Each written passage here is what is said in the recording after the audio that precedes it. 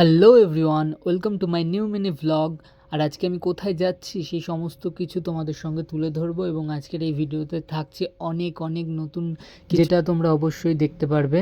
তো যাই হোক, যথারীতি আমরা ট্রেন ধরে চলে গেলাম কলকাতা, এবং কলকাতা থেকে আমরা ট্রেন ধরলাম সাউথের ট্রেন, এবং সেখান থেকে গিয়ে নামলাম খিদিরপুর। আর ট্রেনে করে সোজা নেমে পড়লাম খিদিরপুর স্টেশন।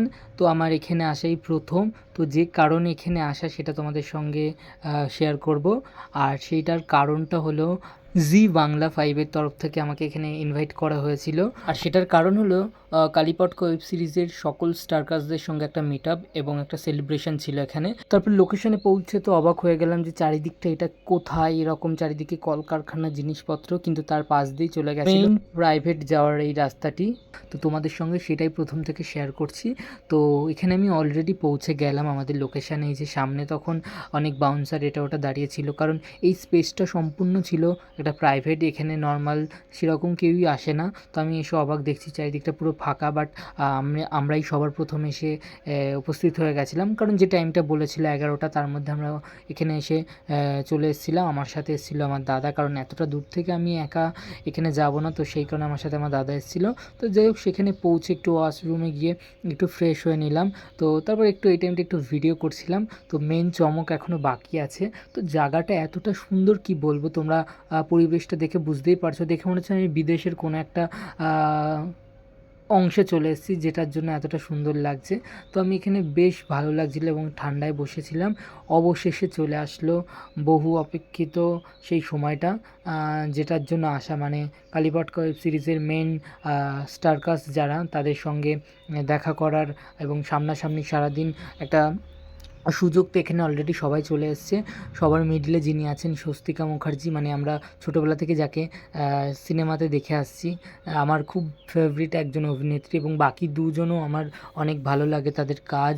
তো তাদের সঙ্গে একসঙ্গে এইভাবে সারাটা দিন কাটাতে পারছি, এটা আমার কাছে ভীষণ বড় একটা পাওয়া। আর থ্যাংক ইউ সো মাচ জি5কে আমাকে এই সুযোগটা করে দেওয়ার জন্য। তো এইভাবে অনেক গল্প, আড্ডা, অনেক গেমের মধ্যে আমরা সারাদিনটা কাটালাম।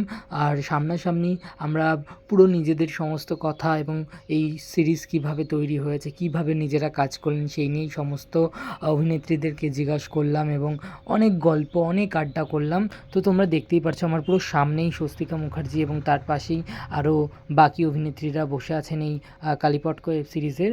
তো যেটার জন্য আজকে মেন এখানে যাওয়া।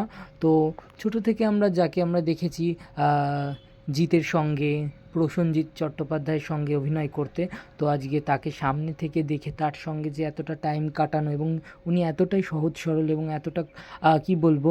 তো আমরা এই টাইমটা একসঙ্গে অনেক গল্প করছিলাম, এবং অনেক ছবি, আড্ডা, সাথে অনেক নাচ, অনেক হই হুল্লোড় করে আজকের দিনটা আমরা পুরো কাটালাম। তো এটা ছিল হুক স্টেপ, তো সেই টাইমটা আমি একটু হুক স্টেপগুলো করছিলাম। তারপর ছিল স্ন্যাক্সের ব্রেক, তো আমরা সবাই মিলে চলে গেলাম কাউন্টারের দিকে। তো সেখান থেকে আমরা সবাই স্ন্যাক্স নিয়ে বসেও পড়লাম, কারণ অনেকটাই দুপুর হয়ে গেছিলো।